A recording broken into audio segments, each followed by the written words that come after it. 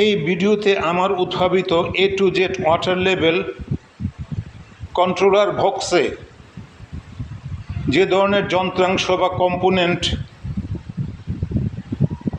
ব্যবহার করেছি তা এক একটি দেখানো এবং বোঝানোর চেষ্টা করা হচ্ছে। প্রথমে এখানে একটি ডবল সার্কিট ব্রেকার 15 অ্যাম্পিয়ার থেকে 30 অ্যাম্পিয়ার বা আরও বেশি হতে পারে। তারপরে এটা একটি ম্যাগনেটিক কন্ট্যাক্টর, এটার মধ্যে এখানে 3টি পয়েন্ট রয়েছে।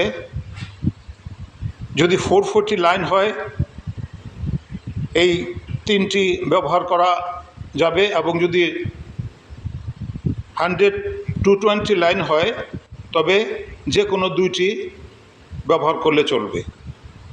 এই উপরে যে 2টি পয়েন্ট দেখা যাচ্ছে এটার ভিতরে যে ম্যাগনেটিক কয়েল রয়েছে তার জন্য এটা ব্যবহার করা যাবে। এছাড়া এখানে আমরা দেখতে পাচ্ছি এখানে 3টি সুইচ রয়েছে, একটি টু ওয়ে সুইচ এবং 2টি সিঙ্গেল ওয়ে সুইচ। এছাড়া এখানে 5টি ইন্ডিকেটর লাইট রয়েছে, এগুলো ইন্ডিয়ান মেড হলে ভালো হয়।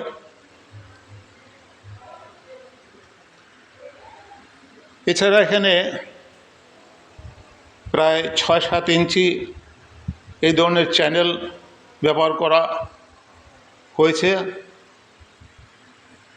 যেগুলো এই 2টি ম্যাগনেটিক কন্ট্যাক্টর এবং সার্কিট ব্রেকারের জন্য ব্যবহার করা হয়। এবং এখানে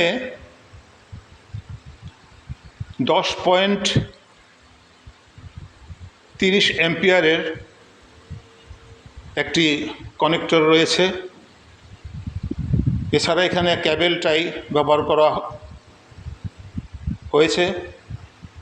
এছাড়া বিভিন্ন ধরনের বা বিভিন্ন কালারের তার রয়েছে, এগুলো 1.5-2.5 এই ধরনের তার ব্যবহার করা যেতে পারে।